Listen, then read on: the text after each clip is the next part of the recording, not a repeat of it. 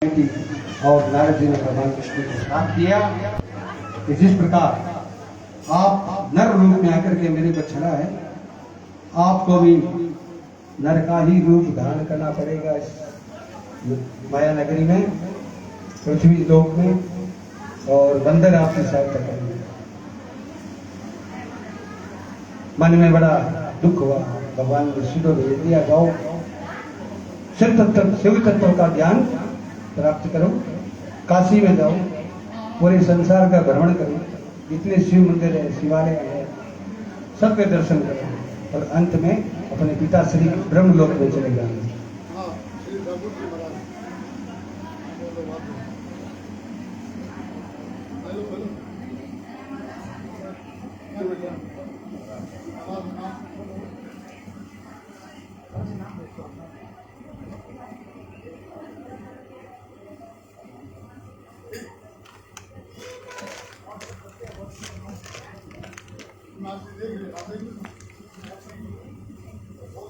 बोल शंकर भगवान की। तो मोबाइल बड़ा खतरनाक है, ये आधुनिक जो यंत्र बना है विनाश का, अपने खुश होते हैं 80% तो इसमें सब विनाश की बात है, 20% काम की बात है। जहां तक हो सके उसका यूज वही लो बहुत जरूरी। ऐसे बहुत काम की चीज है, इतने काम की चीज है कि अगर आपका एक्सीडेंट हो गया जंगल में, कोई नहीं है, तो ये साधन उसमें बहुत जरूरी काम है। और ये बैठे हैं सहेली के लिए, हेलो क्या कर रही हो, क्या सब्जी बनाई है, क्या, तो ये सब फिजूल की बात है, ऐसे फिजूल कर सकते हैं। तो कहने का तात्पर्य है कि जहाँ इसका यूज हो वहां लो, अच्छी बात है, लेकिन दुरुपयोग नहीं है। बच्चों से दूर, मैंने कल कहा था इसके, बच्चों से दूर रखो बिल्कुल मोबाइल। माताएं अपने स्वार्थ के लिए बच्चों को हाथ में फोन देती है, जा बेटा देख, मैं काम कर लेती हूँ, टीवी देखती हूँ या रसोई बनाती हूँ, कभी मत करो ऐसा। सभी को ये सलाह दी जाती है। फिर दोबारा मैं बार बार यही कहूंगा कि फोन से बच्चों को दूर रखो, अगर भविष्य चाहते हो बच्चों का, संस्कार चाहते हो बच्चों का। बात आपको शायद बुरी लग रही हो, लेकिन मैं इस व्यास समाज से चैलेंज करता हूं कि आने वाले 30-40 साल में आप खुद महसूस करोगे कि इस फोन की क्या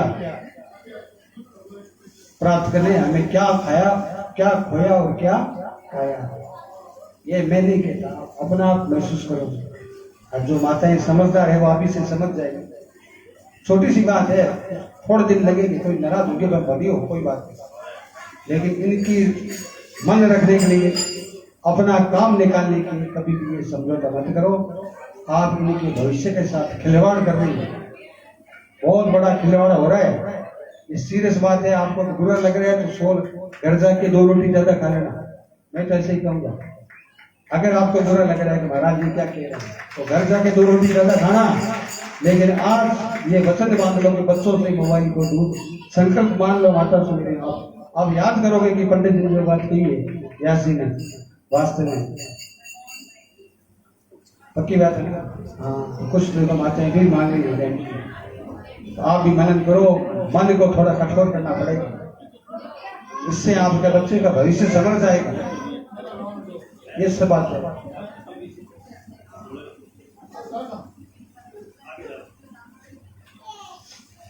ब्रह्मा जी के पास जब नारद जी गए सभी तीर्थों का भ्रमण करके, तो कहा मुझे शिव तत्व का ज्ञान है। उससे पहले जब जा रहे तो रास्ते में 2 दूत मिल गए जिनको श्राप दिया था नारद जी ने, कि जाओ तुम राक्षस हो जाओ, मेरी हंसी उड़ा रहे हो, मेरा चेहरा जो बंदर का आप देख के बताया नहीं मेरे को। अब वो दूत वापस मिलते हैं, शिव के गण थे, और कहते हैं कि आप क्षमा चाहते हैं, हमें आपने श्राप दिया, अब इसकी मुक्ति कैसे होगी ये तो बता दो। तो नारद जी ने मन में सोचा कि विष्णु की माया के वशीभूत होकर मैंने आपको श्राप दिया, जो दे दिया तो वो दे दिया, देखो ब्रह्म बात से वापस तो होगा नहीं, लेकिन मैं ये कहता हूं कि आप मुनिवर विश्रवा के वीर से जन्म ग्रहण करोगे और संपूर्ण दिशाओं में प्रसिद्ध राजा होंगे, आपका नाम होगा, एक का नाम कुंभकर्ण और एक का नाम होगा रावण। आप बलिष्ठ होंगे, 10 दिशाओं को जीतेंगे, अंत में भगवान श्री राम अवतार लेके आपका उद्धार करेंगे। बोल सियावर रामचंद्र भगवान की। इतना सुनकर के वो दूत सहर्ष श्राप भोगने के लिए तैयार हो गए।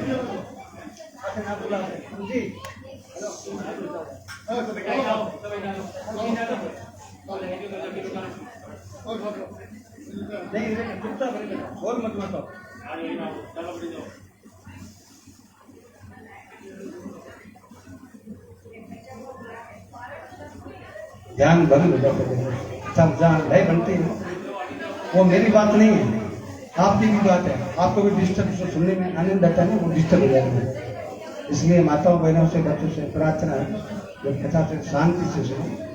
भजन आए उस समय नाचों को तो आनंद हो, लेकिन मैं जो आपको तत्व की बात बता रहा हूँ, समझ में आ रही है ना? आपके आ रही है? एक बार दोनों हाथ ऊपर करो और जयकारा तब मुझे मालूम चलेगा। दोनों हाथ ऊपर, जिसने भी भगवान को 2 हाथ दिए, नहीं दिए वो नीचे रखना है। बोले शंकर भगवान की, साचे दरबार की जय। इसलिए मन को साथ रखो, भटकाओ मत।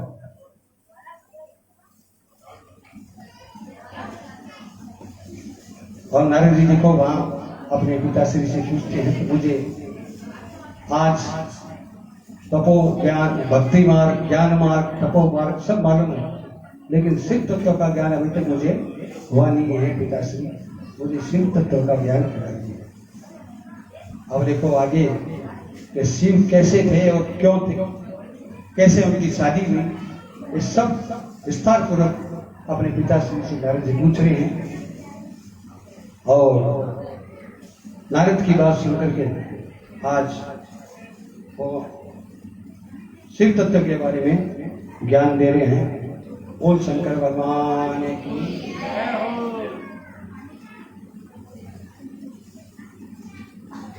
ब्रह्मा कहते हैं, नारद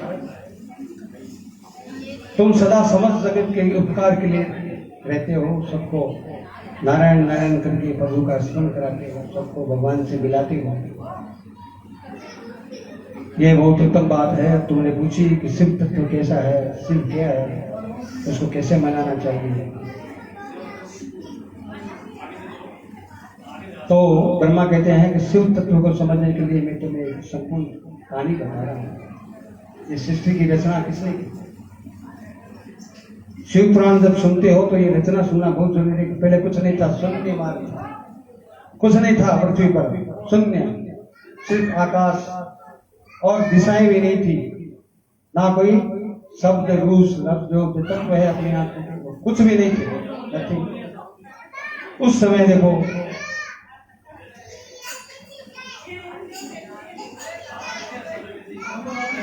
ना दिन था, ना रात थी, ना सूर्य था, ना पृथ्वी थी, ना चंद्रमा था, बिल्कुल शून्य। उस समय एक ऐसी विशेषता भगवान जो ओमकार के रूप में उनका प्रादुर्भाव हुआ। सतत मन विषय नहीं है वाणी का, जिसको हम वाणी से गुणगान नहीं कर सकते, बुद्धि से ज्ञान नहीं कर सकते, वहां तक जाकर जो सृष्टि वापस लौट आती है वो शून्य मात्र परमात्मा एक है। वो सबसे बड़ी शक्ति है जिसको आज तक वेदों में कहीं नेति नेति कर करके वापस होने आ गया, उनका गुणगान हो ही नहीं सकता, वो एकमात्र थे। तो उस समय परब्रह्म परमात्मा का विषय ज्ञान का है। अज्ञान से पूर्ण जो विकल्प किए जाते हैं, कुछ काल बाद सृष्टि का समय आने पर भगवान ने मन में सोचा कि मैं एक से अनेक हो जाऊं, एक से अनेक हो जाऊं, अभी मैं एक हूं। और जो शिव है वो मन में विचार करें कि एक से अनेक कैसे हूं। मूर्त आकार की कल्पना की तो मूर्ति रहित परब्रह्म परमात्मा अपनी मूर्ति भगवान शिव के रूप में साक्षात प्रकट हो गए। और उस समय एकाकी रहकर स्वेच्छा के अनुसार विहार करने वाली उन शिव ने अपने विग्रह से स्वयं ही एक स्वरूप भूत शक्ति की सृष्टि लिखी, क्योंकि शिव अकेले नहीं है। ये समझने की बात है। मूल शिव और शक्ति दोनों हैं जो संसार में सभी खेला रचा है। शिव परमात्मा है और ये शक्ति है, माता है, ये परम पिता है। बस ये शॉर्ट बात समझिए। यही दोनों मिलकर के पूरी सृष्टि को निर्माण करते हैं, पालन करते हैं और श्रृंगार करते हैं। तो उन्होंने अपनी इच्छा से शक्ति को पैदा किया, और शक्ति है 24 तत्वों के मिलकर शक्ति माया, जो अपने 3 रूप है। कौन कौन? सरस्वती, काली और लक्ष्मी। ब्रह्मा, विष्णु, महेश। सरस्वती ब्रह्मा की, लक्ष्मी विष्णु की और काली रुद्र की। तो तीनों शक्तियां हैं, उस तीनों इन्हीं को चलाती। इनकी कोई ताकत नहीं, ना कोई ब्रह्मा की ताकत है, ना कोई विष्णु की ताकत है, ना कोई रुद्र की ताकत है। इनको शक्ति कौन देता है? ये महाशक्ति माया। इसकी कई रूप है, काली है, नौ दुर्गा के है, लेकिन ये माया ही इनको सपोर्ट करती है कि अब ऐसा करो, ऐसा करो। तो उन्होंने, शिव ने एक माया प्रकट की, तो एक से हो गए 2। अब दोनों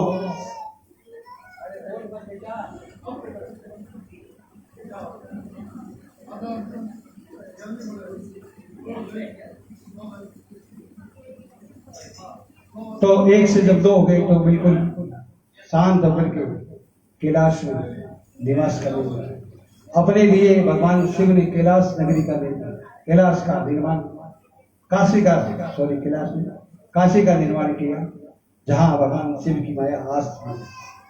दोनों प्रेम से वहां रह रहे थे और मन में विचार किया।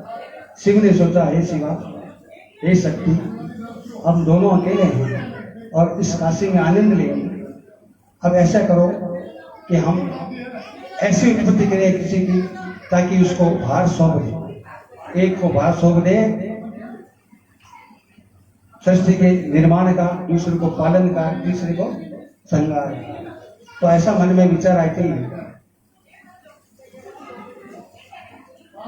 भगवान शिव ने अपने अंश से विष्णु भगवान को प्रकट किया।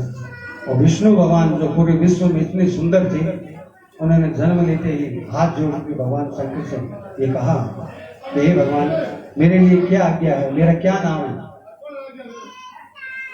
तो शंकर भगवान ने क्या कि तू विश्व में सबसे ज्यादा सुंदर है, इसे तेरा नाम होगा विष्णु, और तू जाकर के तपस्या करो। इतना सुंदर रूप है, तुम जाके तपस्या करो। उसके बाद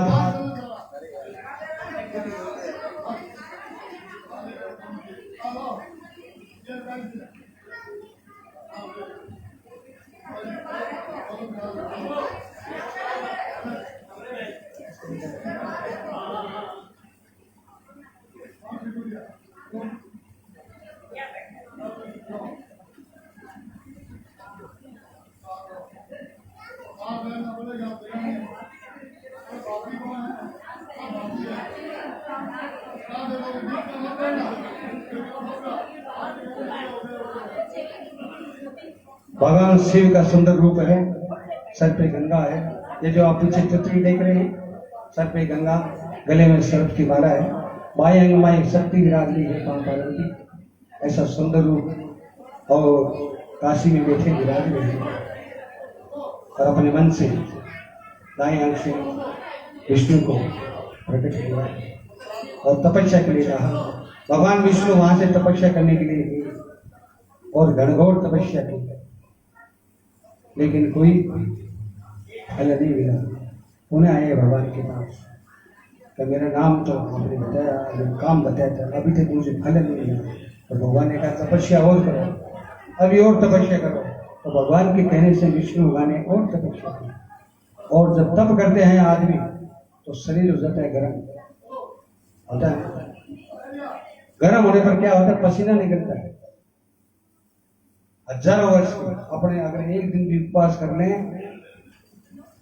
तो पार नहीं करती है। और इन देखो ऋषि मुनियों ने, भगवान ने हजारों वर्ष तक तपस्या की। हम फोकट में इस कलयुग में आकर के एक दो अक्षर का नाम राम राम करके इस भव सागर से तर जाते हैं। लेकिन विचार करो बहनों कि भगवान को भी तपस्या करनी पड़ी हजारों वर्ष तक, तब जाकर के वो अपने को कुछ देते हैं, इष्टों में प्राप्त करते हैं तपस्या करके, फिर अपने को भक्तों को न्याय करते। ऐसी माया है भगवान। तपस्या करते करते ऐसा हुआ कि भगवान विष्णु का जो शरीर था वो पानी में बदल गया, समुद्र में।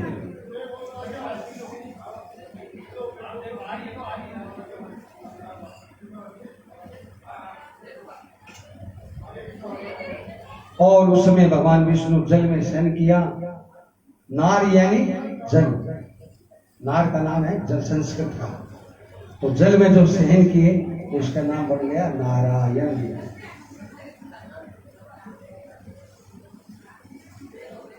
विष्णु का नाम हुआ नारायण। और उस समय दूसरा कोई प्रकृति वस्तु नहीं थी। नींद जरूरी है, भगवान कहा है जब तक नींद नहीं लो तब तक हम फ्रेश नहीं होंगे, हम काम करने में सक्षम नहीं होंगे। तो भगवान विष्णु ने खींच के नींद ली, तपस्या की और शरीर बिल्कुल पानी हो गया। तो वहां समुद्र में शयन कर रहे हैं। उसके बाद ही उन नारायण से सभी तत्व प्रकट हुए और प्रकृति से पहले बुद्धि महत्व प्रकट हुआ और महत्व से तीन गुण, रजोगुण, तमोगुण और सतोगुण, ये तीनों प्रकृति से उत्पन्न हुई। इन गुणों के भेद को ही त्रिविध अहंकार की पुत्री हुई। अहंकार से 5 तन मात्राएं हुई और तन मात्राओं से 5 भूत प्रकट हुए। उसी प्रकार ज्ञानेन्द्रियां और कर्मेंद्रियां मिलकर के हुई 24 तत्व। ये सब भगवान की माया इकट्ठी हो गई। पुरुष और प्रकृति मिलकर के इस पूरी ब्रह्मांड की रचना करते हैं। प्रकृति क्या है? जड़। पुरुष क्या है? चेतन। तो जड़ और चेतन मिलकर के इस संसार की रचना करते हैं। जड़ और चेतन दोनों ही हैं। तो जड़ कौन है? प्रकृति 24 तत्व। और चेतन कौन है? पुरुष, भगवान विष्णु। बोल विष्णु भगवान की। खत्म मशीन कौन लग गया?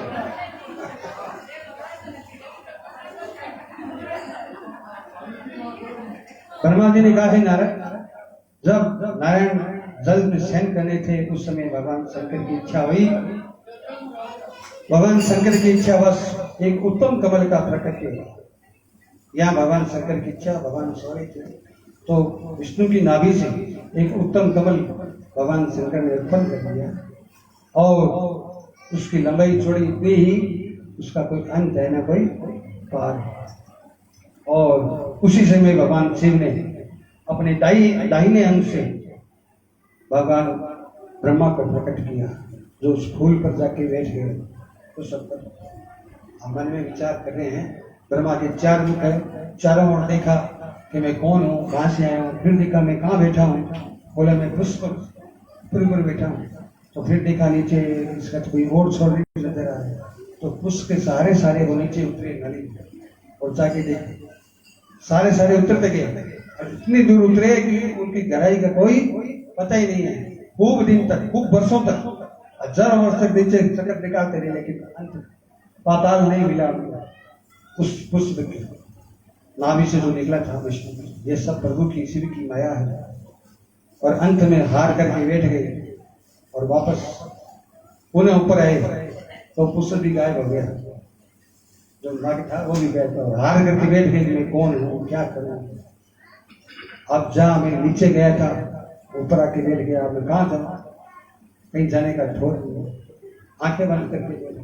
उसी में आकाशवाणी हुई, 2 शब्द सुने कि तय और पर, तय और पय सुनाई दिए। तो ब्रह्मा ने कहा इसका क्या मतलब है? तय का मतलब है तपस्या, मैं तपस्या करूं, क्या ये आकाशवाणी कहना चाहती है? पय का मतलब है पतंग। तो क्या मैं वापस उस गहराई में जाऊं सोचने के लिए? वो गहरा इतना है तो पतंग, मुझे तो आगे जाए डर लगता है।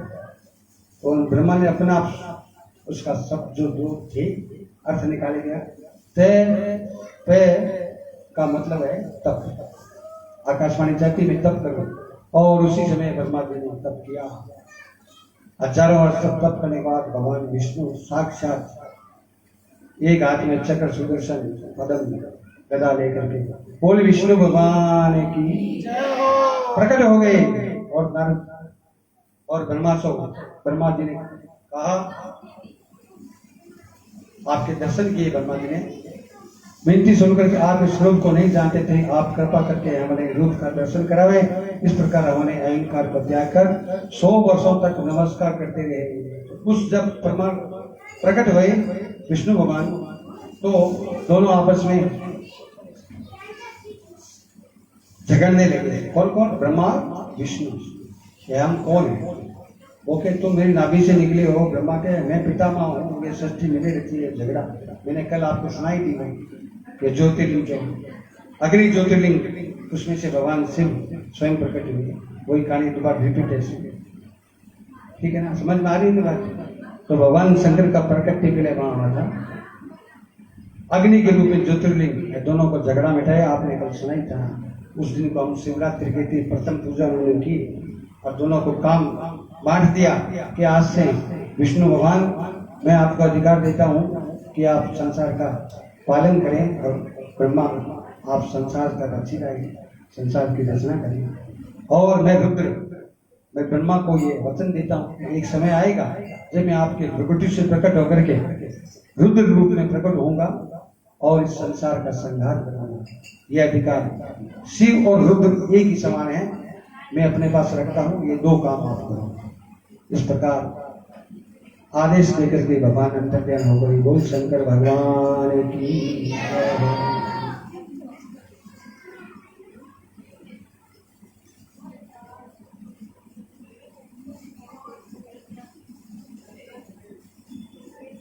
भगवान विष्णु को आदेश दे दिया कि आप भगवान इस संसार का पालन करो। और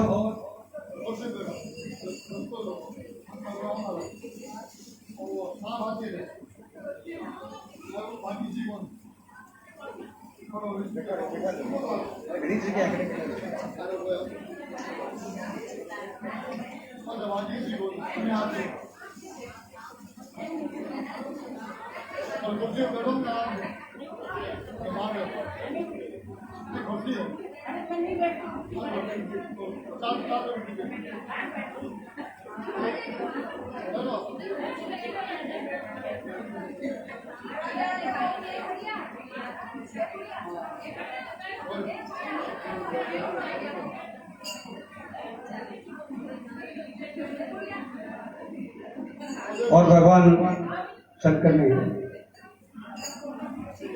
कहा, हे ब्रह्मा, हे विष्णु, आज से तुम संसार का पालन करो और जो भी कोई विघ्न आए ब्रह्मा को सृष्टि के रचयिता में, तो आप उनका ध्यान रखना।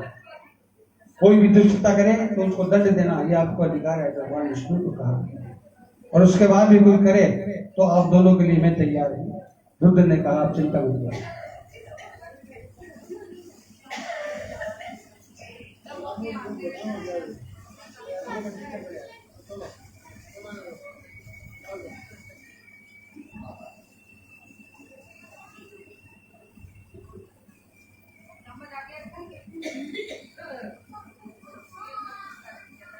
दो मिनट रुको, बीच में डिस्टर्ब मत करो, मैं सब सुना दूंगा।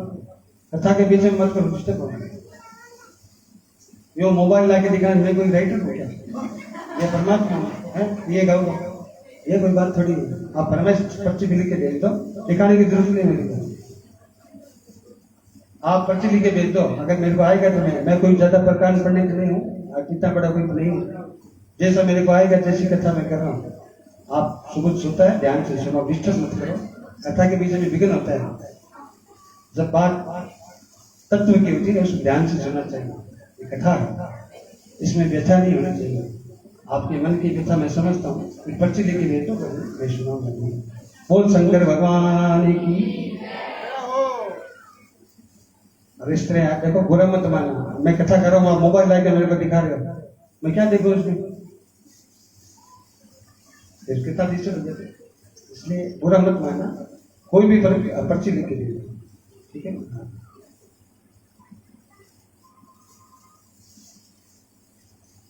ब्रह्मा के द्वारा जैसे कि इस लोक में जो भी कोई अड़चन आए, कोई दुष्टता करे, तो ही विष्णु भगवान मैं आपके साथ हूँ, चिंता मत करो। और ब्रह्मा जी की आप हमेशा सहायता करना। ऐसा कर करके भगवान विष्णु के हाथ में ब्रह्मा का हाथ दे दिया और भगवान शंकर उनको ये सभी जो वार्ता हुई दोनों के बीच में संभला करके वहां अंतर ध्यान हो गया।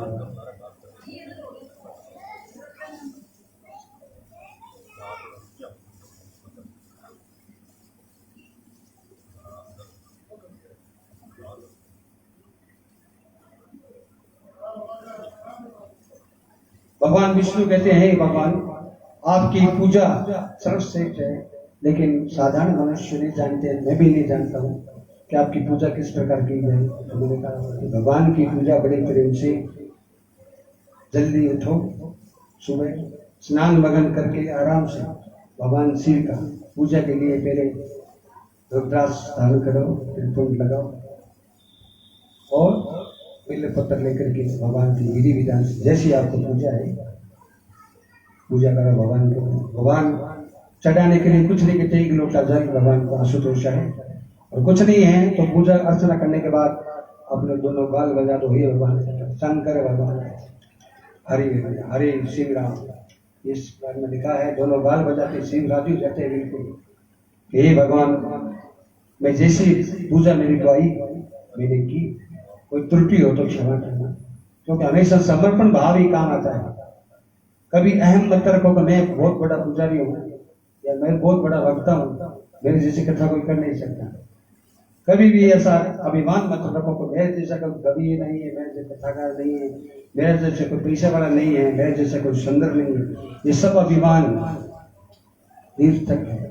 इसलिए मन में कभी जो कुछ है भगवान का है, जो कुछ है प्रभु तेरा है। समर्पण भाव से काम करोगे तो भगवान हमेशा प्रसन्न होंगे। तो भाव समर्पण है तो आप भी प्रभु के चरणों में ऐसा विनती क्या करोगे, अब सौंप दिया इस जीवन का सब भाग तुम्हारे हाथों में। अब सौंप दिया इस जीवन का सब भाग तुम्हारे हाथों में। ऐ जीव तुम्हारे हाथों में, हरिहार तुम्हारे हाथों में। अब सौंप दिया इस जीवन का सब भार तुम्हारे हाथों में। अब सौंप दिया इस जीवन का सब भार तुम्हारे हाथों में।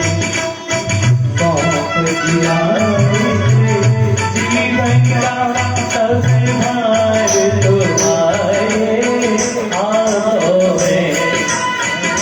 भार तुम्हारे हाथों में और भार तुम्हारे हाथों में। अब सौंप दिया इस जीवन का।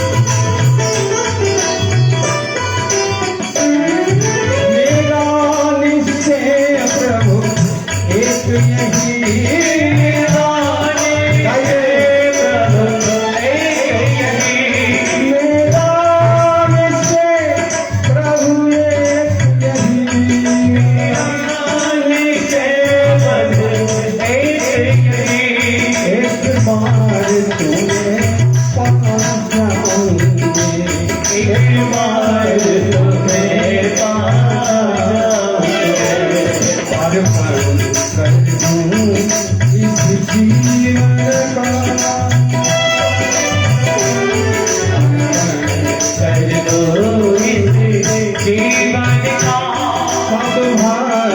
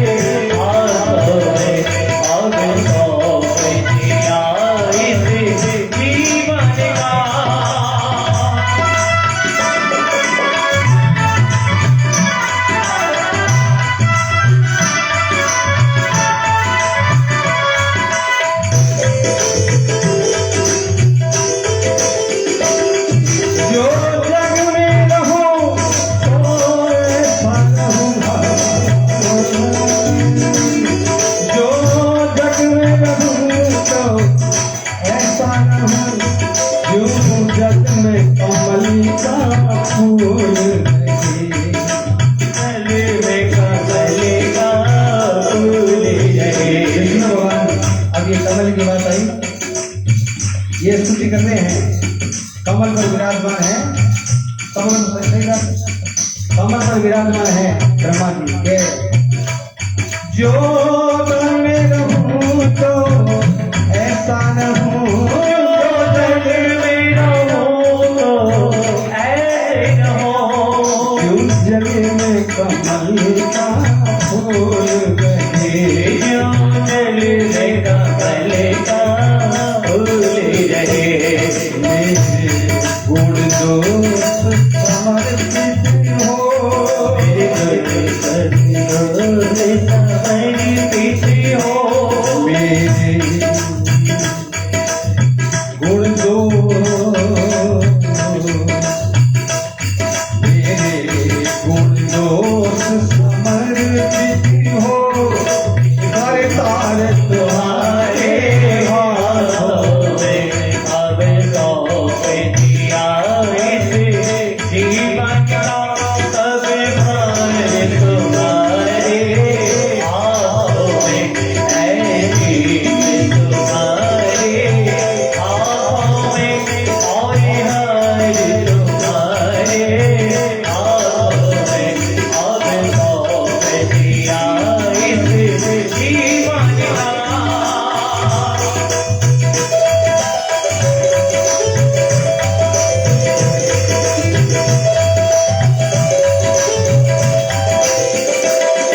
यदि मानव का मुझे जन्म मिले,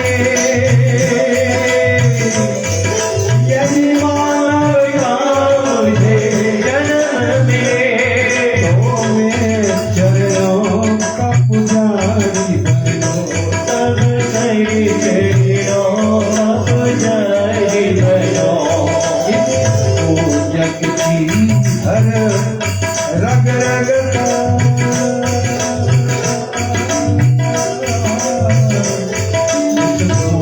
जग की हर रग रग का उतार तुम्हारे हाथों में, में दिया इस जीवन का सब भार तुम्हारे हाथों में, ऐ जीवन तुम्हारे हाथों में, और हार तुम्हारे हाथों में, अब सौंप दिया इस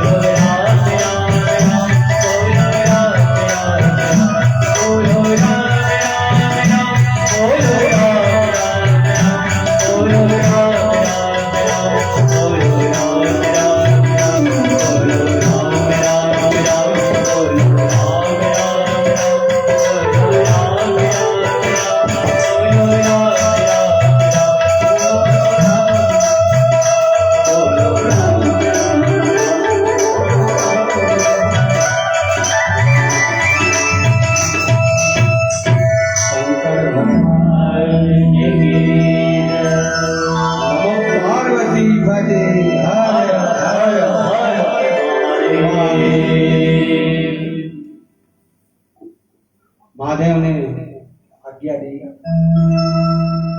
विष्णु को, ब्रह्मा को कि आप सृष्टि की रचना करो, ये पालन करेंगे, मैं सम्राट करूंगा। अंतर ध्यान हो गए। ब्रह्मा ने कोशिश की सृष्टि रचना करने की, लेकिन पार नहीं पड़ी। फिर विष्णु भगवान को कहा, मैं सृष्टि की रचना हो क्यों नहीं रही, मैं जैसे चाहता हूँ वैसे नहीं हो रही है। विष्णु ने कहा, फिर आप तप करो। तो ब्रह्मा ने फिर तप किया।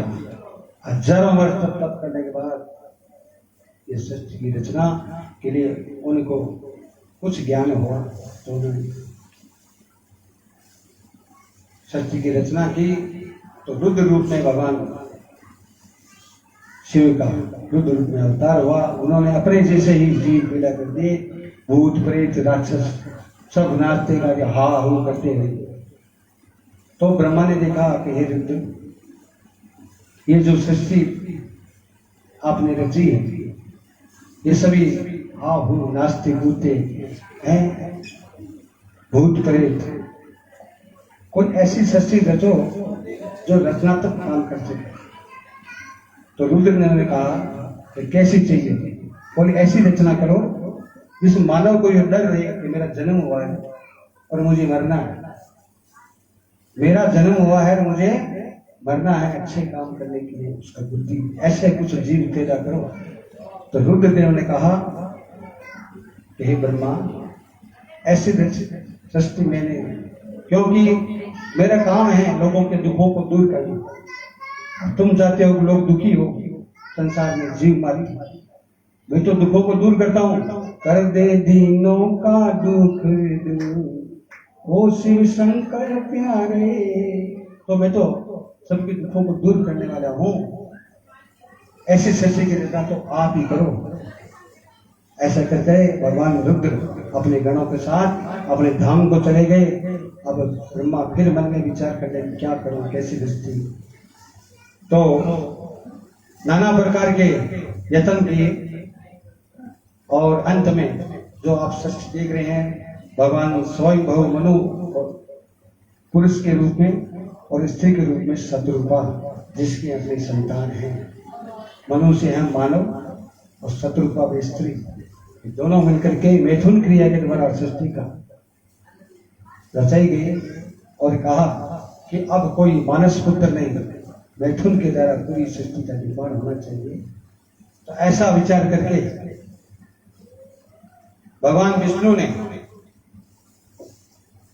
सूक्ष्म भूतों का परस्पर मिश्रण करके स्थूल आकाश, वायु, अग्नि और पृथ्वी, सृष्टि, पर्वत, वृक्ष, जितने भी पहले थे, इन सबका निर्माण करना। पहले कुछ नहीं था, कोई हवा थी, ना कोई चांद सूरज था, ना कोई चांद था, कुछ नहीं था।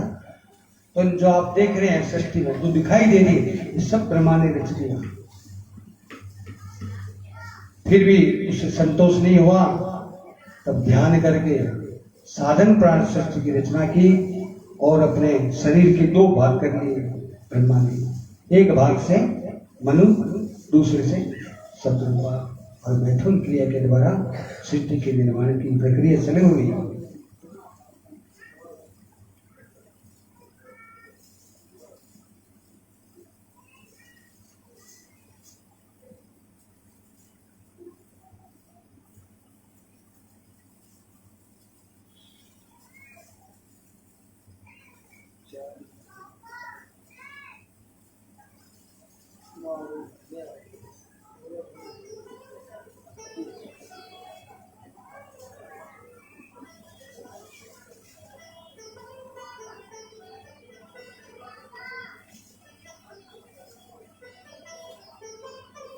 तत्पश्चात संकल्प से उत्पन्न हुई धर्म मेरी आज्ञा से मानव रूप धारण करके साधकों की प्रेरणा से साधना में लग गए।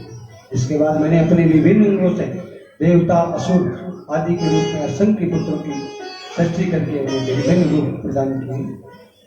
तत्पश्चात मैंने अपने शरीर को दो भागों में बांट लिया, एक से मनु और दूसरे से शत्रुपा का जन्म हुआ।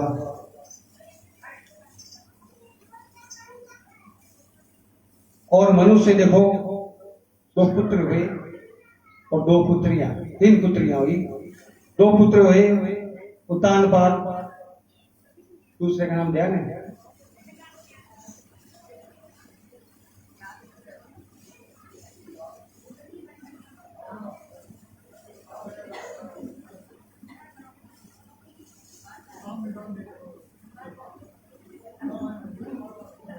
दो पुत्र हुए, एक का नाम उत्तानपाद और दूसरा प्रियवती। तीन पुत्रियां आकुति, देवहूति और प्रसूति, तीन पुत्रियां। यही पूरा संसार है। दो पुत्र जन्मे और तीन पुत्रियां ऋषियों की, उससे पूरे संसार का निर्माण हुआ। और जो आप देख रहे हैं वो पूरा विश्व का निर्माण जब हुआ तो ऐसे ऐसे नाम है कि आपके तो ऊपर से निकल गए।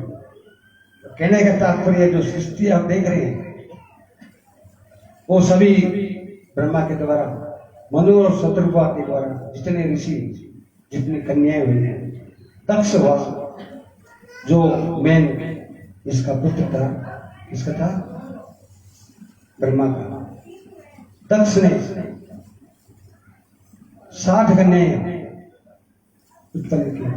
पहले पुत्र उत्पन्न किए, सैकड़ों हजारों पुत्र, 10,000 पुत्र, और उनको जंगल में तपस्या करने के लिए भेजा कि तपस्या करिए और फिर सृष्टि का निर्माण करना है। तो देखो नारद जी हमेशा भगवान से मिलाते हैं, नारायण नारायण करते हैं। तो दक्ष के पुत्र 10,000 थे, वो वापस आए तपस्या करके। नारद जी ने कहा कैसे जा रहे हो?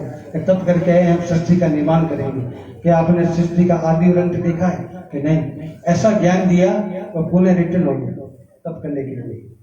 और दक्ष बहुत नाराज हो गया और ब्रह्मा को आके कहा आपका पुत्र नारायण नारायण करता है लेकिन बड़ा दुष्ट है। मेरे पुत्र मुश्किल से हुए, उन सबको तपस्वी बना दिया।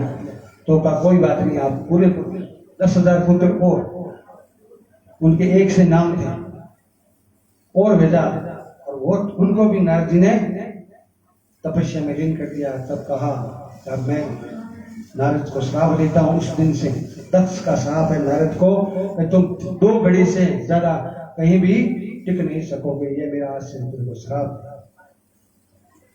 और फिर ब्रह्मा क्या जाके आके रोए कि ब्रह्मा जी अब मैं क्या करूं?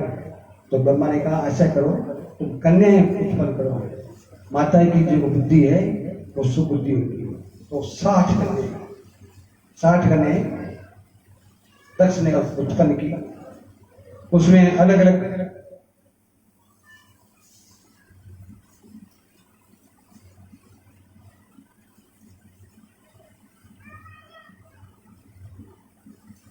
श्रद्धा आदि 13 कन्याओं का विवाह दक्ष ने धर्म के साथ कर दिया। और धर्म उन स्त्रियों के नाम श्रद्धा लक्ष्मी वृद्धि दृष्टि पुष्टि वेगा क्रिया बुद्धि लज्जा वशु शांति सिद्धि और कीर्ति।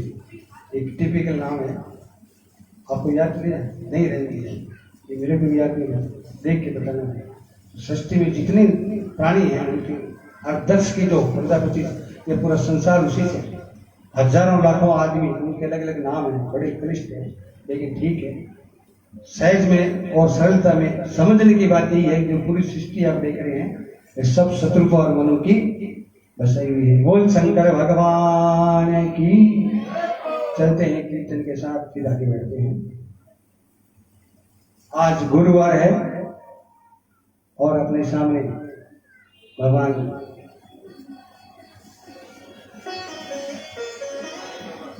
साईनाथ की जय, साईनाथ की जय। नहीं अपन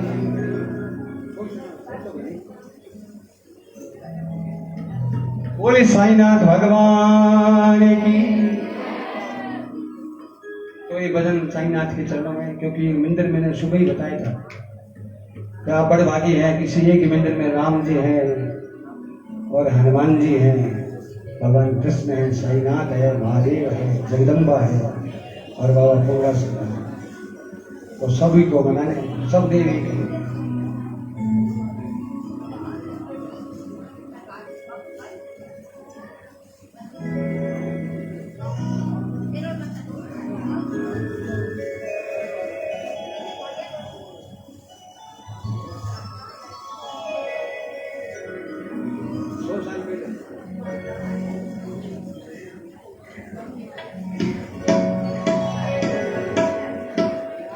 बोले साईनाथ भगवान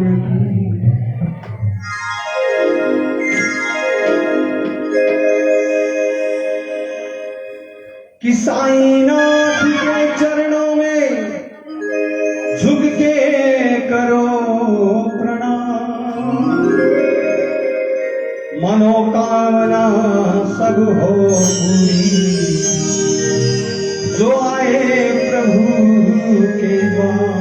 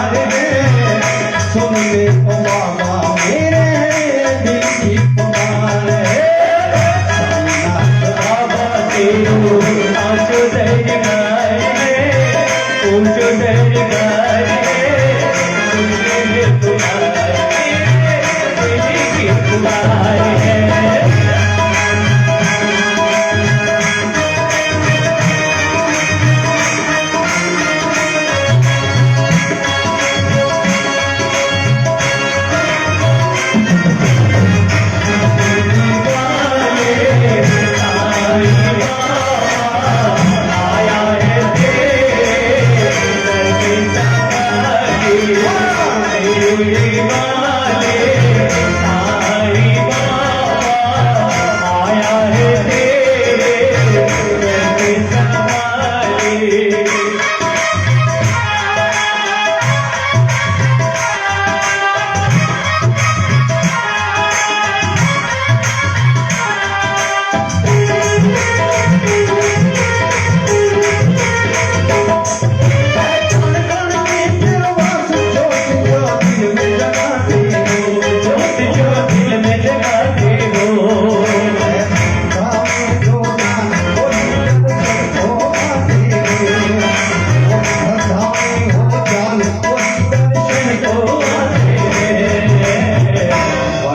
जन्म में किया उपकार है, अब संसार में तुझे ओ बाबा मेरे उपकार है।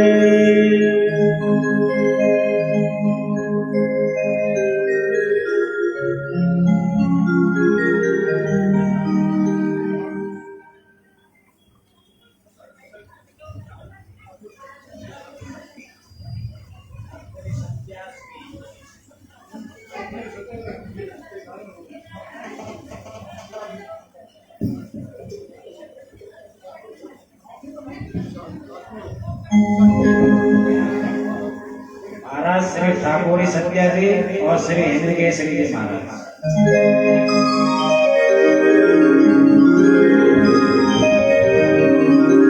बड़ा सौभाग्य है देखो साध्वी साधु लोग हमारे बीच में खड़ा है। एक बार ताली बजा करके महात्मा का तारीफ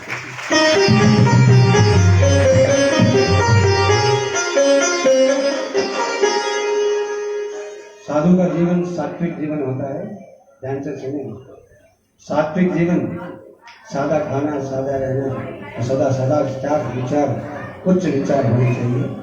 धन्यवाद है हमारे आज हमारे बीच ये ऋषि समान है, ये प्रभु की गण है, हमारे बीच में हैं।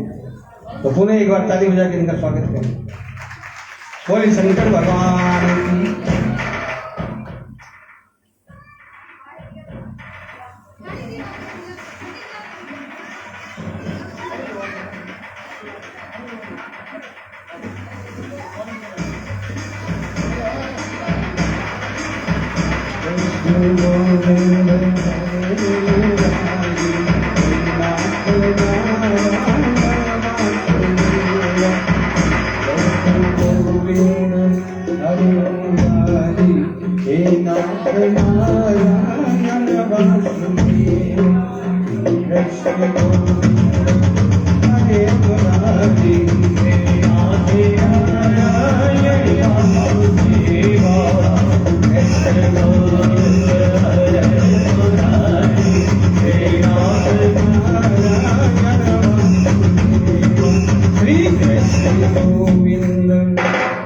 बोले शंकर भगवान की।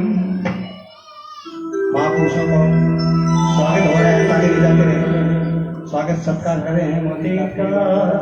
सत्कार होना चाहिए,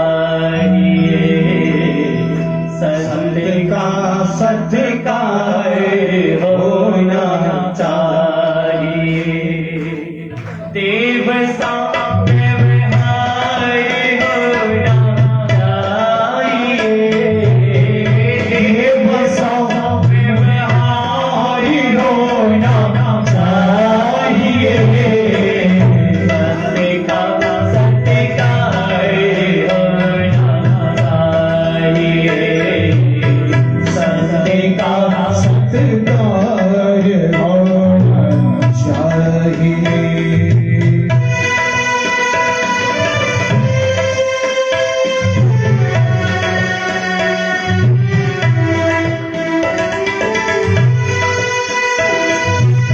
संत बोली संत जोनी राखी है, संत वही संत जोनी ग्रंथि है। संत बोली संत जोनी राखी है।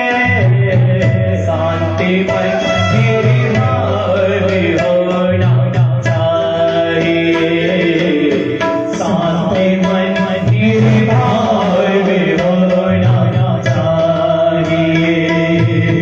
देवता व्यवहार होना चाहिए, देवता व्यवहार होना चाहिए। सत्य का सत्कार होना चाहिए, सत्य का सत्कार होना चाहिए।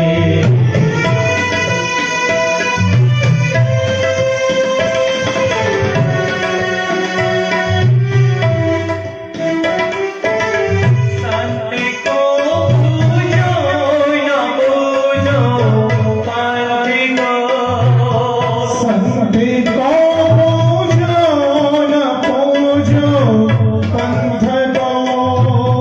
सत्य को पूजो न पूजो पंथ को।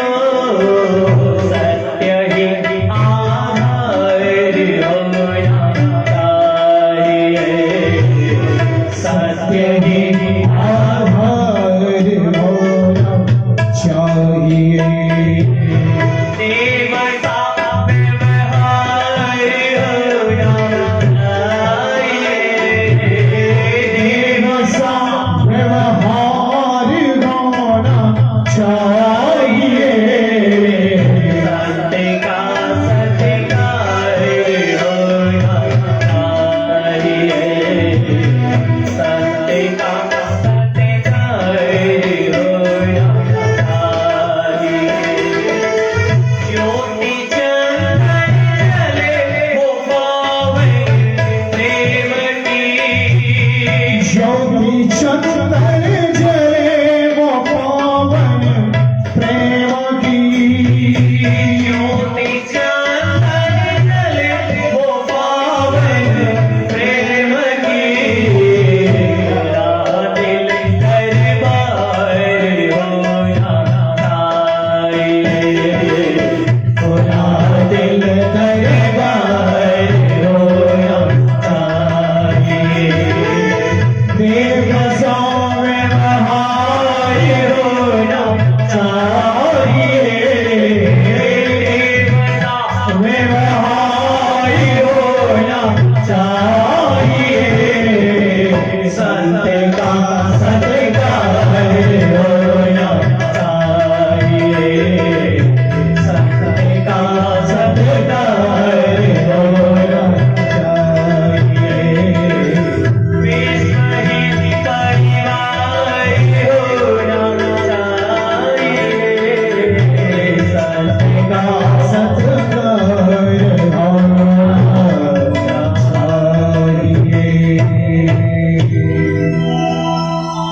बोलिए सत्य सनातन धर्म की जय।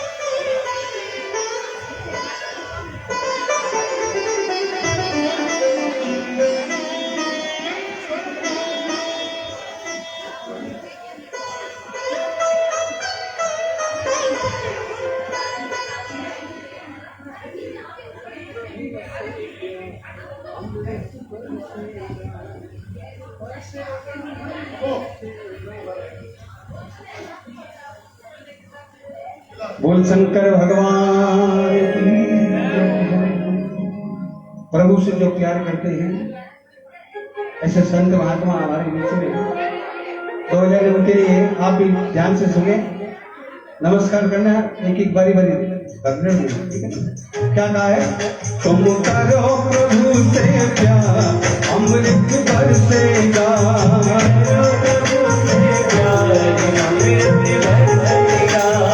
बरसेगा भाई बरसेगा, करो प्रभु से प्यार अमृत बरसेगा, करो प्रभु से प्यार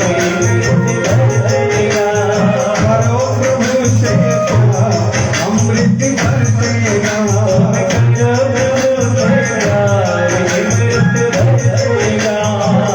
देखो कल भगवान इंद्र बरसे, भक्ति से प्रसन्न होकर के भगवान इंद्र ने बरसात की, वो भी बरसात बरसी ना। तुम करो प्रभु से प्यार अमृत बरसेगा,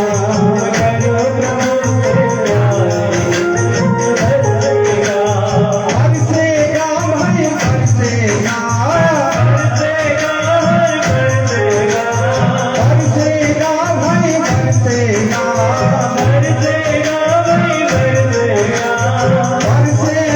भाई बरसेगा, बरसेगा भाई बरसेगा, ओ प्रभु से प्यार अमृत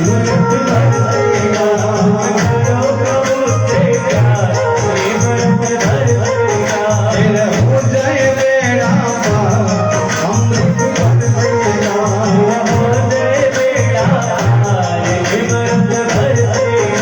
अरे बरसेगा भाई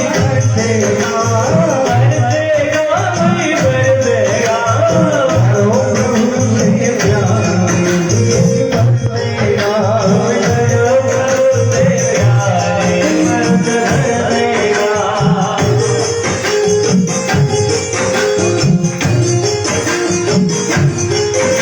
ध्यान से सुनो, क्या बात होगी, क्या कहते हैं? सत्य ज्ञान का पहनो गहना, सत्य ज्ञान का पहनो गहना, सत्य ज्ञान का पहनो गहना, कड़वा बोल कभी नहीं कहना, कड़वा बोल कभी नहीं कहना,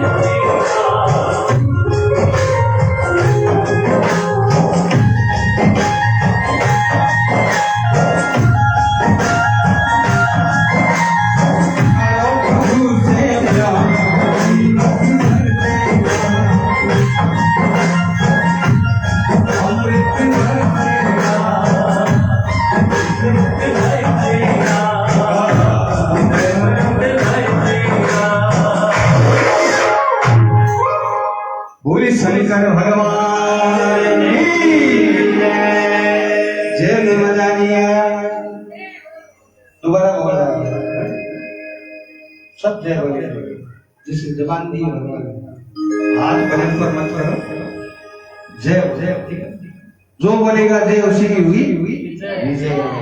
बोले शंकर भगवान की, हाँ लगना चाहिए भगवान के भक्त यहाँ विधि आराधना करते हैं।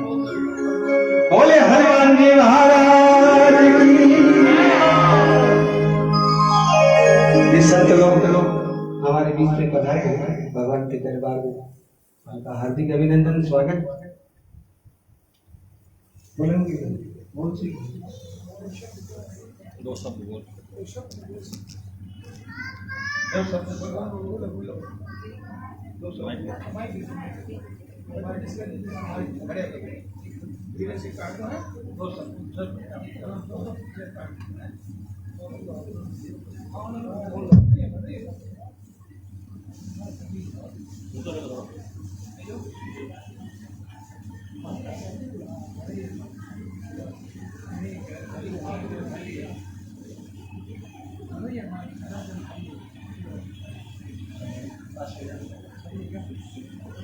बंद है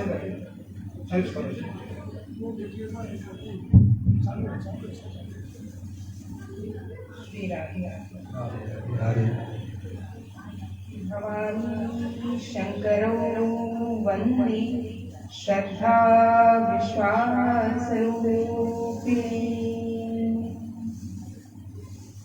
नमस्तुभ्यं भगवति त्रिगुणाय गुणात्मनि कैवलाय अद्वितीयाय श्रीगुरुवे ब्रह्ममूर्तये।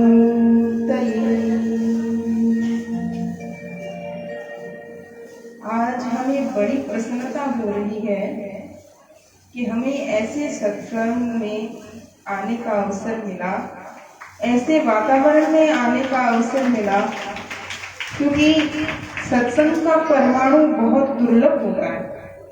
जहाँ उच्च स्वर में हरिनाम कीर्तन हो रहा हो, जहाँ भगवान की सुंदर कथा वार्ता हो रही हो, ऐसा स्थान, ऐसी हवा, ऐसा वातावरण अब दुर्लभ होता जा रहा है। हमारी यही प्रभु से प्रार्थना रहती है और आप सबकी भी रहनी चाहिए कि ऐसे सत्कर्म होते रहें, क्योंकि कलयुग केवल नाम आधारा, ये जो भगवान का नाम है ना, इसे हम साधारण समझते हैं कि क्या है, प्रभु का नाम है, अच्छा है।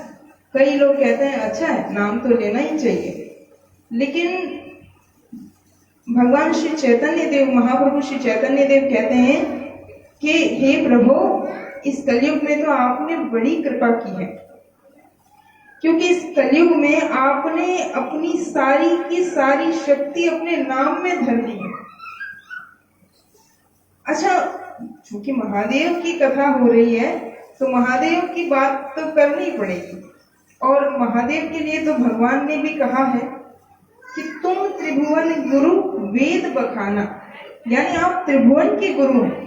लोग गुरु ढूंढते हैं ना, उनको गुरु नहीं मिलता है। तो मेरा मत भी ऐसा है, और मैंने संतों से भी ऐसा सुना है, गुरुजनों से भी ऐसा सुना है कि गुरु ढूंढने के लिए जाइए मत, आप बस शिष्य बनिए। आपको गुरु की इच्छा है तो आप भगवान को, महादेव जी को गुरु मानिए, वो आपको अपने सच्चे गुरु से मिलाएंगे, क्योंकि वो ही गुरु स्वरूप में आएंगे, वो त्रिभुवन के गुरु। और श्री महादेव जी के लिए भगवान ने स्वयं कहा है, श्री राम गीता आती है जो उत्तरकांड में होता है प्रसंग, जिसमें भगवान ने अपने सारी प्रजावासियों को, गुरुजनों को और सारे जितने भी मंत्री थे उन सबको, भाइयों को, परिवार को बुला करके उपदेश किया था। उस उपदेश में, इस उपदेश को राम गीता कहा जाता है, जिसमें प्रभु ने एक बात कही थी कि जो भगवान, जिस पर भगवान श्री महादेव कृपा नहीं करते ना, वो कभी हमारी भक्ति प्राप्त नहीं कर सकता। श्री नारद जी से भी एक बार भगवान शिव का अपराध हो गया था, तो उन्होंने बाद में, कथा तो आपने सुनी ही होगी, उनसे जो अपराध हो गया था, जब उस अपराध का उन्हें पश्चाताप हुआ, तो जब उन्होंने भगवान श्री हरि से क्षमा मांगी, क्योंकि उन्होंने भगवान श्री हरि को श्राप दे दिया था, तो क्षमा मांगी, तो श्री हरि ने कहा कि आपको क्षमा तभी मिलेगी जब आपको भगवान महादेव क्षमा करेंगे। आप उनके पास जाइए, उनसे क्षमा मांगिए, क्योंकि आपने उनकी अवज्ञा की है। वो त्रिभुवन गुरु है और आपने गुरु की आज्ञा नहीं मानी ना, इसलिए आपको इतना कष्ट भोगना पड़ा। तो महादेव त्रिभुवन गुरु है, और कहते हैं कि गुरु की सब आज्ञा आप न मान सको ना, तो कोई एक आज्ञा भी अगर मान ली जाए ना, तो जीवन बन जाता है। क्योंकि संत जो होते हैं ना, गुरुजन जो होते हैं ना, वो हमें छोटी सी युक्ति देते हैं। कई बार ऐसा होता है ना कि एक छोटा सा ट्विस्ट होता है जो हमें समझ में नहीं आता। आप माताएं यहाँ पर बहुत संख्या में बैठी हैं, तो आपको पता होगा कि कई बार आप सब जब भोजन बनाती हैं, तो कई बार ऐसा होता है कि उस भोजन में एक छोटी सी एक ऐसी चीज होती है जो वो नहीं डालो तो सब काम खराब हो जाता है। थोड़ा सा ध्यान न रखो तो सब काम खराब हो जाता है, और थोड़ी सी चीज डाल दो तो सब ठीक हो जाता है। जैसे कभी आप दाल बनाते हैं और उसमें नमक ठीक से नहीं पड़ा, ज्यादा पड़ गया या कम पड़ गया, तो क्या होगा? स्वाद खराब हो जाएगा। लेकिन आप बड़ी युक्ति से देखते हैं कि हाँ इतनी मात्रा है तो इसमें इतना नमक पड़ना चाहिए, इतना नमक पड़ेगा तो ये एकदम स्वाद ठीक हो जाएगा। तो वैसे ही गुरुजन होते हैं ना, हमारा जीवन ऐसा, और अब तो जीवन इतना ऊहापोह में हो गया है कि मतलब समझ में ही नहीं आ रहा है कि कैसे इससे निकला जाए। न तन ठीक है, न मन ठीक है, न साधन है, न धन ठीक है, सब तरफ प्रतिकूलता ही प्रतिकूलता है। लेकिन ऐसी प्रतिकूलता में भी भगवान ने इतनी कृपा की है, क्योंकि भक्तमालकार जो है, जिन्होंने भक्तमाल लिखी है, वो कहते हैं कलयुग कमल नयन बहुत कृपा करी। तो उनसे कोई पूछते हैं कि क्या कृपा करी, तो कहते हैं कि जो करोड़ों वर्ष तक, हजारों वर्ष तक, करोड़ों वर्ष तक तपस्या करने पर भी जो प्राप्त नहीं होता ना, वो कलयुग में 24 घंटे के नाम कीर्तन से प्राप्त हो सकता है। और भगवान महादेव का तो जीवन ही भगवान का नाम ही है। उन्होंने नाम लेकर के विष पिया, और विष को कंठ में नाम लेकर रा कहकर पिया, और मैं कहकर रोक लिया। उनका जीवन भी नाम है, और उनका अगर उनको प्रसन्न करना है तो और कुछ न बन पड़े ना, तो एक ही चीज करिए, आप नाम लीजिए, उनका नाम लीजिए या उनके प्यारे प्रभु का नाम लीजिए। दिन भर उठते चलते फिरते बैठते नाम लेते रहिए, और नाम लेने में कोई विधि निषेध नहीं करना है। जैसे हमने स्नान नहीं किया है, या अभी हम तो बच्चे को संभाल रहे हैं, तो या कोई भी स्थिति है, आप नाम कभी भी ले सकते हैं। नाम में कोई विधि निषेध नहीं होता, मंत्र में विधि निषेध होता है। जैसे आपने भगवान शिव का ओम नमः शिवाय, ये नाम नहीं है, ये मंत्र है। इसको आप हर समय रट नहीं सकते, क्योंकि ये मंत्र है, इसमें पवित्रता का ध्यान रखना पड़ता है, उस समय आपका पवित्र होना आवश्यक है। लेकिन नाम अगर लेंगे भगवान शिव का, शिव शिव शिव शिव महादेव, या महादेव का प्रिय नाम, प्राण प्रिय नाम है श्री राम, तो राम राम राम राम कहते रहेंगे तो महादेव भी प्रसन्न होंगे। और इसमें आपको कुछ सोचना भी नहीं है कि मैंने स्नान किया कि नहीं किया, अभी मैं किस स्थिति में हूँ। जब याद आए, जैसे याद आए, मन लगे न लगे, प्रणाम जपत मंगल दिशि दसन। तो हमारी ये विनती है कि आप सबको भी कुछ न कुछ यहाँ से लेकर जाना चाहिए, क्योंकि हम आयोजन तो जैसे तैसे अभी भी खूब होते हैं भगवान की कृपा से, लेकिन हम सत्संग को जीवन में उतार नहीं पाते। सत्संग तो वैसे भी दुर्लभ है, और उसमें भी हम उस अवसर को ऐसे करके खो देते हैं कि अभी सुना और बाहर निकलते ही भूल जाते हैं। कोई आवश्यक नहीं है कि सारी बात याद कर रखी जाए। आप सारी चर्चा सुनिए, उस समय से एक चीज भी अगर उठा लेंगे तो वो आपको आगे बढ़ाता जाएगा। कोई एक है नियम महाराज जी जो बता रहे हैं, वो अपने जीवन में उतारिए और आगे बढ़ते जाइए। अच्छा, अब हमारे गुरुदेव ने एक, कह सकते हैं इसे एक दोहा बनाया सबके लिए। जो दोहा, आपकी सबसे बड़ी समस्या क्या होती है? हमें पेट की समस्या रहती है। मतलब हमें न तो कोई तो ऐसा होता है जिससे पूरा भोजन मिलता ही नहीं है। जैसे माताएं सुबह से शाम तक काम करती है, भोजन समय पर नहीं करती हैं, और कई ऐसे होते हैं जो भोजन बहुत ज्यादा लेते हैं। उनको बचता नहीं है या उनको कुछ और समस्या हो जाती है। और इसका आध्यात्मिक प्रसाद भी है कि आप मतलब चलते फिरते दिन में एक बार दो बार अगर इस दोहे को याद कर लें और कभी बोलें तो आपके तन मन की समस्याएं भी दूर होगी। आप मेरे साथ बोलने का प्रयास करिए। शंकर आप दयालु स्वयं हो, कभी कमी नहीं रहने देते, कभी कभी नहीं रहने देते, सदा उदर की पूर्ति करते, सदा उदर की पूर्ति करते, कष्ट कभी सहने नहीं देते। कष्ट कभी सहने नहीं देते। इनका नाम ही भोलेनाथ है। ये है भी बड़े भोले और बड़े ही कृपालु हैं।